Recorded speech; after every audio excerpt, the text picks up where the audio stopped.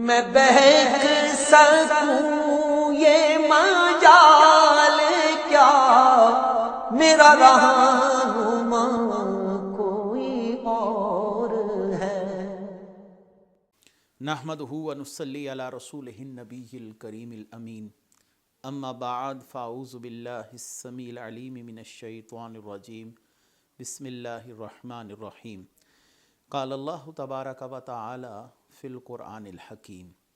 ان اللہ و ملائکتہ یصلون علی النبی یا ایہا الذین آمنوا صلوا علیہ وسلموا تسلیما۔ الصلاۃ والسلام علیک یا رسول اللہ وعلی آلک واصحابک یا نبی اللہ۔ اللہ تعالیٰ کی بے حد و حساب حمد و ثنا جان عالم وجہ تخلیق کائنات حضرت محمد مصطفیٰ صلی اللہ علیہ وسلم اور آپ کی جمیع آل و اصحاب کی بارگاہ ناز میں درود و سلام کے نذرانوں کے بعد، انتہائی عزت اور احترام کے لائق سامعین ذی قدر، میرے دینی اور یقینی دوستوں، بزرگوں اور بھائیوں، تفسیر اعجاز القرآن کے اگلے درس کے ساتھ حاضر خدمت ہیں، اور آج انشاءاللہ العزیز 18ویں پارے کے تیسرے رکوع کی تفسیر بیان کی جائے گی۔ اس کے ساتھ ساتھ یہ سورہ المؤمنون کا بھی تیسرا رکوع ہوگا، مجموعی طور پر بھی یہ 18ویں پارے کا تیسرا رکوع ہے، اور سورہ مومنون کا بھی تیسرا رکوع ہے۔ آیت کا نمبر شمار ہے 33۔ اللہ تعالیٰ ارشاد فرماتے ہیں، وَقَالَ الْمَلَأُ مِنْ قَوْمِهِ الَّذِينَ كَفَرُوا وَكَذَّبُوا بِلِقَاءِ الْآخِرَةِ وَأَتْرَفْنَاهُمْ فِي الْحَيَاةِ الدُّنْيَا مَا هَٰذَا إِلَّا بَشَرٌ مِّثْلُكُمْ يَأْكُلُ مِمَّا تَأْكُلُونَ مِنْهُ وَيَشْرَبُ مِمَّا تَشْرَبُونَ وَلَئِنْ أَطَعْتُمْ بَشَرًا مِّثْلَكُمْ إِنَّكُمْ إِذًا لَّخَاسِرُونَ۔ اور اس کی قوم کے وہ سردار بولے جنہوں نے کفر کیا اور آخرت کی ملاقات کو جھٹلایا، اور ہم نے انہیں دنیا کی زندگی میں خوشحالی عطا فرمائی، بولے یہ تو تم جیسا ہی ایک آدمی ہے، جو تم کھاتے ہو اسی میں سے یہ کھاتا ہے، اور جو تم پیتے ہو اسی میں سے یہ پیتا ہے، اور اگر تم کسی اپنے جیسے آدمی کی اطاعت کرو گے جب تو تم ضرور خسارہ پانے والوں میں ہوگے۔ ہمارے گزشتہ درس کے آخری حصے میں ہم نے یہ بیان کیا کہ یہاں سے حضرت سیدنا ہود علیہ السلام کی قوم کا واقعہ شروع ہو رہا ہے۔ تفصیل سے اگرچہ ہم سورہ الاعراف کی آیت نمبر 65 سے لے کر 72 تک ان تمام واقعات کو تفصیلی طور پر بیان کر چکے ہیں، لیکن یہ قرآن کریم کا ایک حسن ہے کہ تکرار سے واقعات کو بیان کیا جاتا ہے تاکہ ذہنوں میں وہ واقعات منقش رہیں، اور بار بار ایک نصیحت کو دہرایا جاتا ہے تاکہ انسان کے دل میں وہ نصیحت راسخ ہو جائے۔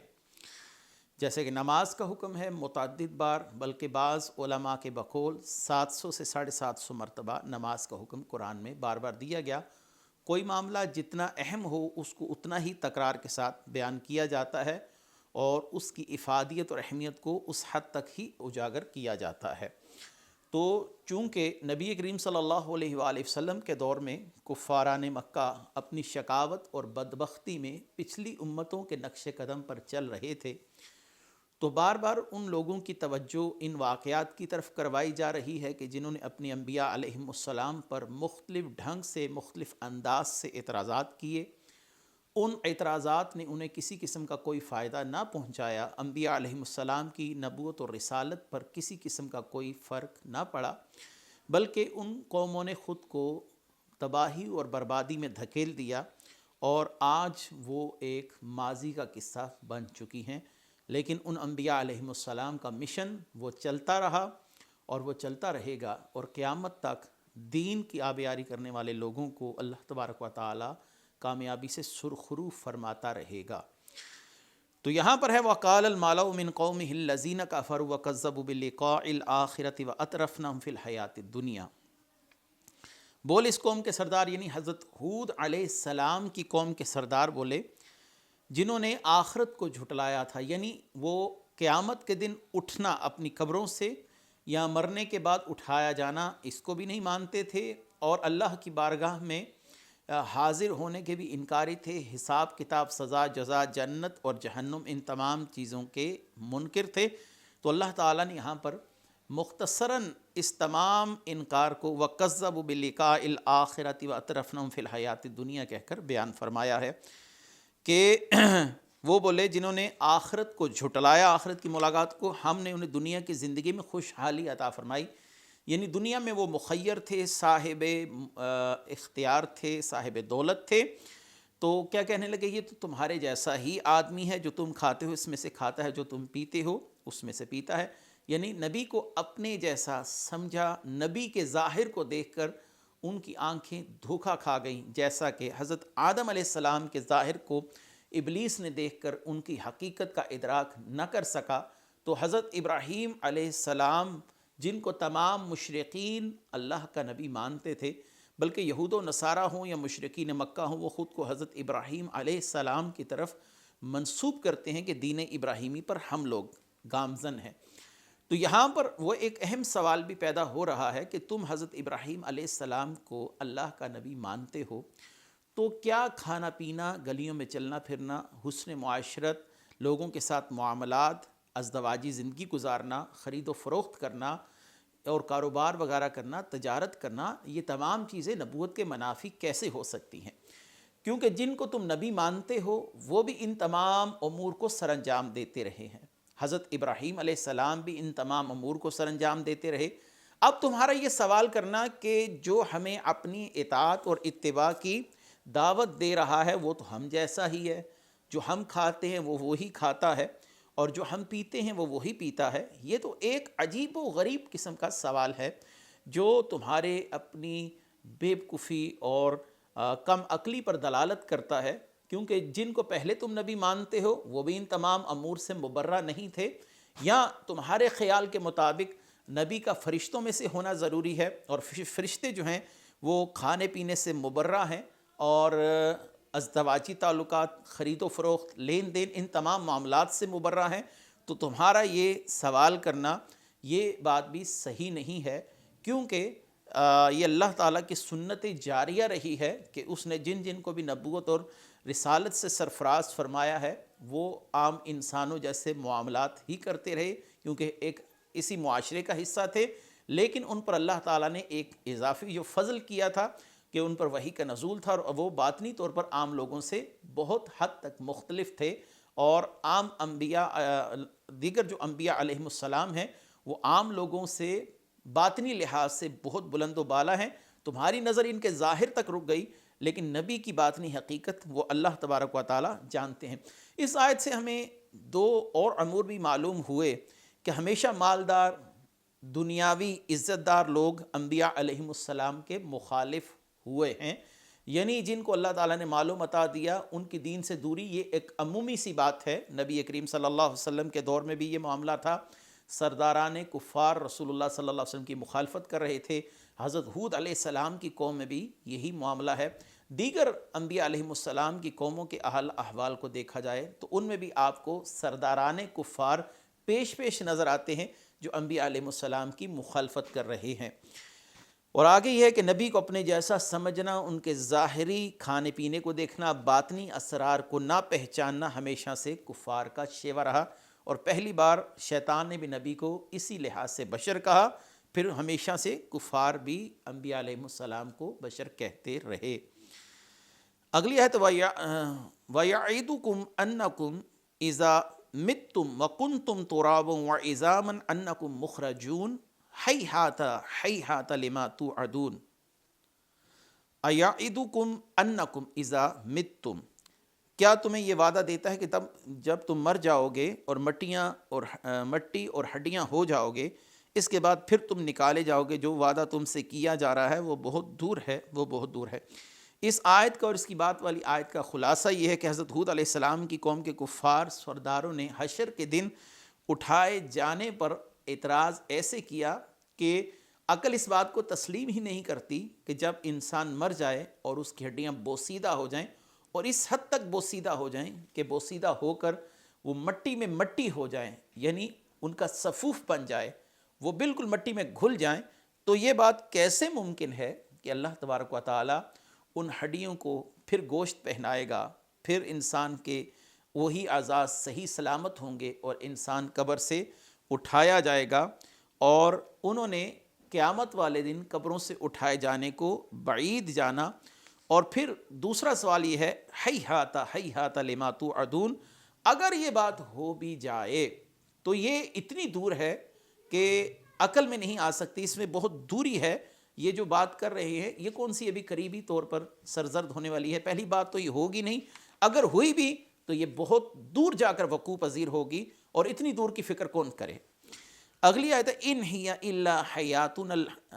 الدنیا نموت ونحیا وما نحن بمبعوثین ان هو الا رجل افترى علی اللہ کاذبا وما نحن له بمؤمنین، اور زندگی تو صرف ہماری دنیا کی زندگی ہے، ہم مرتے ہیں اور جیتے ہیں اور ہم اٹھائے جانے والے نہیں ہیں۔ یہ تو صرف ایک ایسا مرد ہے جس نے اللہ پر جھوٹ باندھا ہے اور ہم اس کا یقین کرنے والے نہیں۔ دیکھیں یہاں پر اس آیت میں کفار نے ایک بات کہی ہے، ان ہوا الا رجل افترا، یہ وہ شخص ہے جس نے اللہ پر جھوٹ باندھا۔ اس کا مطلب ہے کہ کفار اور مشرکین کے ذہن میں اللہ کا تصور تو موجود ہے، اس لیے انہوں نے کہا یہ شخص اللہ تعالیٰ پر جھوٹ باندھ رہا ہے، نعوذ باللہ۔ اب آتے ہیں اس کی تفسیر کی طرف۔ زندگی تو صرف دنیا کی زندگی ہے، یعنی جو ہم جی رہے ہیں اس کے بعد کسی قسم کی زندگی کا کوئی تصور نہیں ہے۔ ہم ادھر آئے ہیں، کھا پی لیں، مزے اڑا لیں، جیسے زندگی چاہتے ہیں گزار لیں، یہی اس زندگی کا مطمع نظر ہے، یہی اس زندگی کا حاصل ہے۔ لیکن دوسری طرف رسول اللہ صلی اللہ علیہ وسلم تربیت فرما رہے ہیں صحابہ کی کہ دنیاوی زندگی جو ہے یہ زندگی تمہاری آخرت کی زندگی کے لیے معاون و مددگار ہے۔ اگر نیک عمل صالح کرو گے تو آخرت کی زندگی میں تمہارے لیے فلاح و بہبود ہے۔ اگر دنیاوی زندگی کو کفار کے طرز پر گزارا جائے کہ آخرت میں کچھ بھی نہیں ہے، تو پھر انسان اپنے لیے ایک ایسی تباہی کا معاملہ شروع کر دیتا ہے جس کی کوئی انتہا نہیں، نہ ہی جہنم کے عذاب کی کوئی انتہا ہے، نہ ہی جہنم کے عذاب کو برداشت کرنے کی کسی میں سکت ہے۔ تو اب کسی شخص نے کسی طویل سفر پر جانا ہو تو اس طویل سفر پر جانے کے لیے وہ اپنے ساتھ ساز و سامان لے گا، کھانے پینے کا سامان، پہننے کا لباس، اور اسی لحاظ سے اپنی جو ضروریات زندگی ہیں وہ اپنے ساتھ لے گا کہ مجھے اتنی طویل سفر پر فلاں جگہ پر جانا ہے تو اتنا سامان کم از کم میرے پاس ہونا چاہیے۔ تو اسی مثال کو مد نظر رکھیے رسول اللہ صلی اللہ علیہ وآلہ وسلم نے آخرت کی زندگی اور دنیاوی زندگی کو اسی تقابل میں اسی طریق پر سمجھایا ہے کہ دنیاوی کی زندگی میں آپ جتنی تیاری کر لیں اور آخرت کے لیے جس حد تک سامان لے جا سکیں، کیونکہ آخرت کی زندگی ایسی ہے جس کی کوئی انتہا نہیں، جس نے کبھی ختم ہونا نہیں۔ تو انسان کو چاہیے زیادہ سے زیادہ اللہ کی راہ میں مال خرچ کرے، زیادہ سے زیادہ نیکیاں کرے، زیادہ سے زیادہ لوگوں کو نیکی کے کام کی تلقین کرے، اور زیادہ سے زیادہ گھڑیاں اللہ کی اطاعت میں گزارنے کی کوشش کرے۔ اب انہوں نے کیا کہا، ان ہوا الا رجل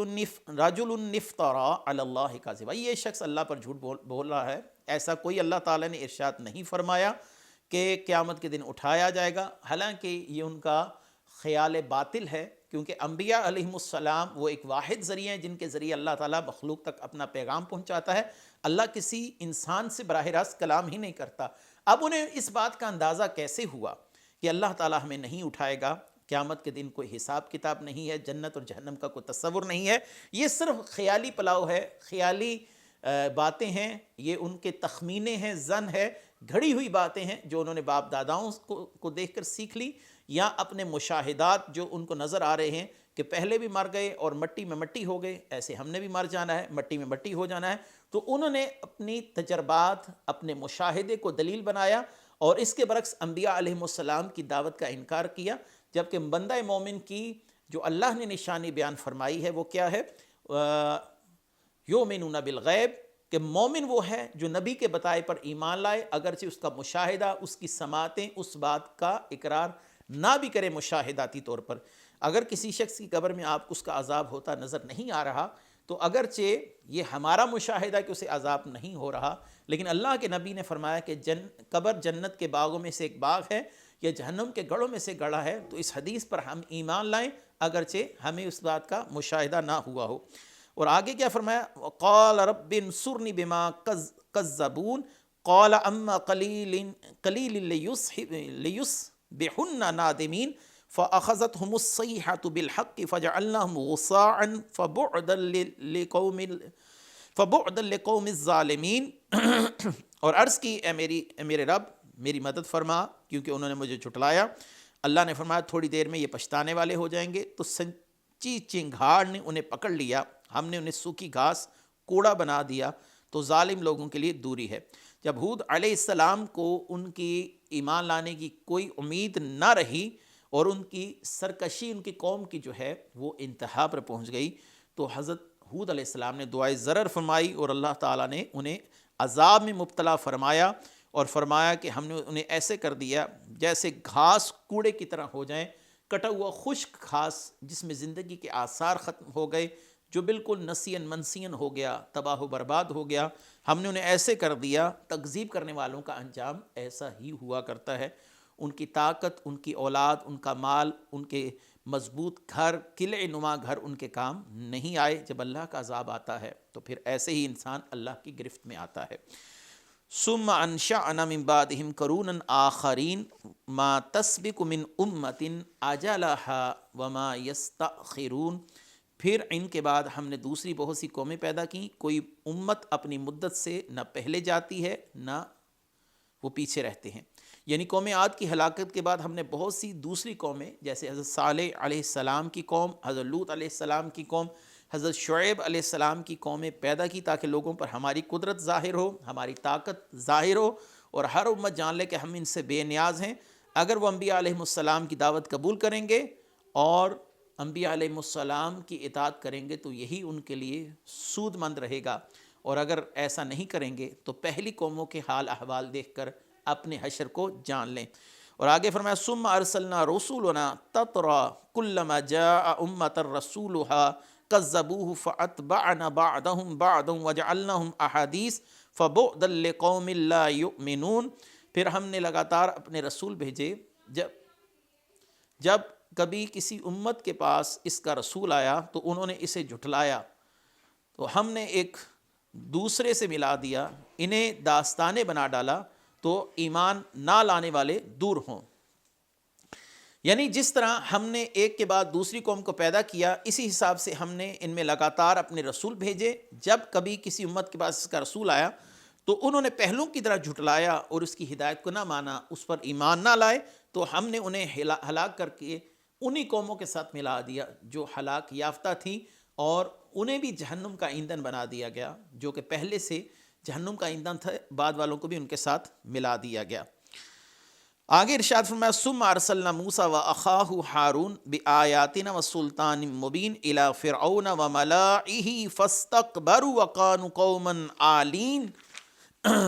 پھر ہم نے موسیٰ اور اس کے بھائی ہارون کو ان آیات اور روشن دلیلوں کے ساتھ بھیجا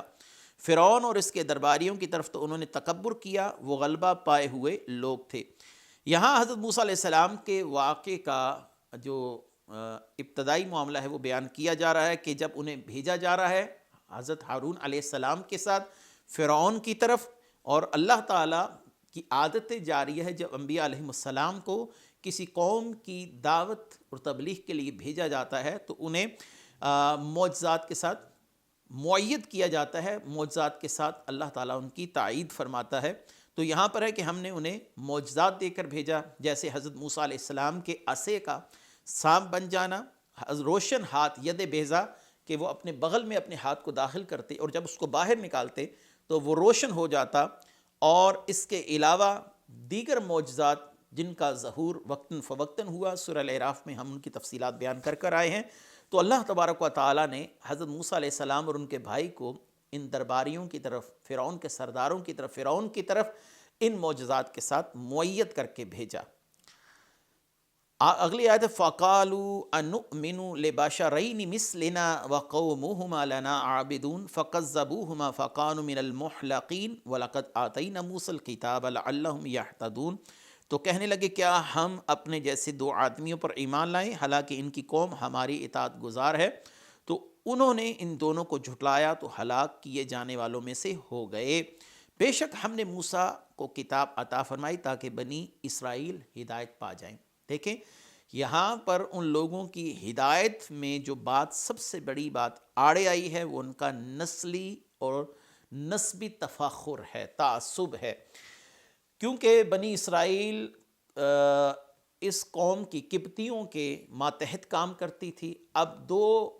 افراد کا بنی اسرائیل میں سے بحیثیت نبی بن کر آنا، یہ ان کے لیے کسی صورت قابل قبول نہ تھا کہ ان کے باپ دادا یا اس قوم کے تمام افراد ہمارے غلام ہیں جو کہ شروع سے ہماری اطاعت میں ہیں، تو جو قوم ہماری اطاعت کر رہی ہے اس کے دو افراد کی ہم اطاعت کیسے کر سکتے ہیں؟ یہ جو آنا ہے، یہ جو میں ہے، اور یہ جو اپنا نسبی تفخر ہے، یہ انسان کے لیے سب سے بڑی رکاوٹ ہے ہدایت قبول کرنے میں۔ کفاران مکہ بھی یہی بات کہتے تھے کہ اللہ تعالیٰ نے ایک نعوذ باللہ ایک عام سے شخص کو نبوت سے ایسے سرفراز کر دیا۔ اللہ تعالیٰ اگر نبوت دیتا تو اس شہر کے دو بڑے اشخاص جو مالی لحاظ سے مستحکم ہیں، اللہ تعالیٰ نے ان کو کیوں نہ دی؟ اگر وہ یہ جان لیتے کہ یہ اللہ کا فضل ہے اور وہ جس کو چاہے اس سے نواز دے، اور اللہ تعالیٰ کے فضل پر کوئی روک ٹوک نہیں ہے، اللہ تعالیٰ سے کوئی سوال نہیں کر سکتا، تو یقیناً وہ لوگ ہدایت پا جاتے۔ لیکن جن لوگوں نے اللہ کے فضل کو مد نظر رکھا کہ اللہ تعالیٰ جس کو چاہے اپنے فضل سے سرفراز فرمائے، اللہ جس کو چاہے اپنی رسالت کے لیے منتخب فرما لے، اگر یہ بات ان کے دلوں میں گھر کر جاتی تو یقیناً وہ ہدایت پاتے، اور آج دنیا انہیں بھی صحابہ اکرام کی طرح عزت و تکریم کے ساتھ، القاب کے ساتھ یاد کرتی۔ لیکن ان لوگوں کے ذہنوں میں بھی یہی خپت تھا جو کہ حضرت موسیٰ علیہ السلام اور حضرت ہارون علیہ السلام کی اس قوم کی طرف اشارہ کیا جا رہا، خپت یعنی پاگل پن تھا، یہ نسلی تعصب تھا، نسبی تعصب تھا۔ اسلام اسی لیے نسبی تفاخر اور نسلی تعصب کا خاتمہ چاہتا ہے۔ نمازوں میں دیکھیں، حج میں دیکھیں، ہر جگہ پر برابری کا اصول ہے، کوئی کسی پر فضیلت نہیں رکھتا، عربی ہے، عجمی ہے، سفید ہے، سیاہ ہے، کسی بھی زبان، کسی بھی علاقے سے تعلق رکھتا ہے۔ اسلام سب سے پہلے انہی چیزوں کو مٹاتا ہے۔ رسول اللہ صلی اللہ علیہ وآلہ وسلم نے اپنے خطبہ حجۃ الوداع کے اندر یہی باتیں بار بار تکرار کے ساتھ ارشاد فرمائی کہ تمہارے ہاں اللہ کی بارگاہ میں جو سب سے زیادہ مقرب اور قریبی شخص ہے وہ صاحب تقویٰ ہے۔ کوئی نسل، کوئی جنس، کوئی علاقہ اس معاملے میں یہ اللہ تبارک و تعالیٰ کی قربت کا ذریعہ نہیں ہے جب تک انسان عمل صالح نہ کرے۔ آگے ارشاد فرمایا وَجَعَلْنَا ابْنَ مَرْيَمَ وَأُمُّهُ آیَاتًا وَأَوَيْنَاهُمَا إِلَىٰ رَبْوَةٍ ذَاتِ قَرَارٍ وَمَعِینٍ، اور ہم نے مریم اور اس کے بیٹے کو نشانی بنا دیا اور انہیں ایک بلند رہائش کے قابل اور آنکھوں کے سامنے بہتے پانی والی سرزمین میں ٹھکانہ دیا۔ حضرت مریم کو اللہ نے اپنی نشانی بیان فرمایا ہے، کیونکہ کسی بشر نے آپ کو چھوا تک نہیں اور اللہ تعالیٰ نے آپ کو صاحب اولاد کیا۔ یہ اللہ کی بہت بڑی ایک نشانی کا ظہور ہوا۔ اور اس کے بعد حضرت عیسیٰ علیہ السلام کو اس لیے نشانی بتایا گیا کہ وہ بغیر باپ کے پیدا ہوئے، جھولے میں انہوں نے کلام کیا اور اپنے دست اقدس سے پیدائشی اندھوں، کوڑ کے مریضوں اور مردوں کو زندہ بھی کرتے تھے، باقی کوڑ کے مریضوں کو شفا عطا فرماتے تھے، مادرزاد اندھوں کو بینا کر دیتے تھے۔ مزید ارشاد فرمایا کہ ہم نے ایک بلند، ہموار، کشادہ پھل والی جگہ دی جو ان چیزوں کی وجہ سے رہائش کے قابل تھی، نیز وہاں آنکھوں کے سامنے پانی بہ رہا تھا جو خوبصورتی کی علامت بھی تھی اور قابل رہائش ہونے کے بھی۔ اب اس سے مراد امام رازی رحمۃ اللہ علیہ فرماتے ہیں کہ بیت المقدس بھی ہو سکتا ہے، یا اس کے نزدیک دمشق یا فلسطین کی سرزمین بھی مراد ہو سکتی ہے۔ تو آج کا یہ درس یہاں پر اختتام پذیر ہوا۔ انشاءاللہ اگلے درس کے ساتھ پھر حاضر خدمت ہوں گے۔ وآخر دعوانا ان الحمدللہ رب العالمین۔ میں بہک سکوں یہ مجال کیا میرا رہنما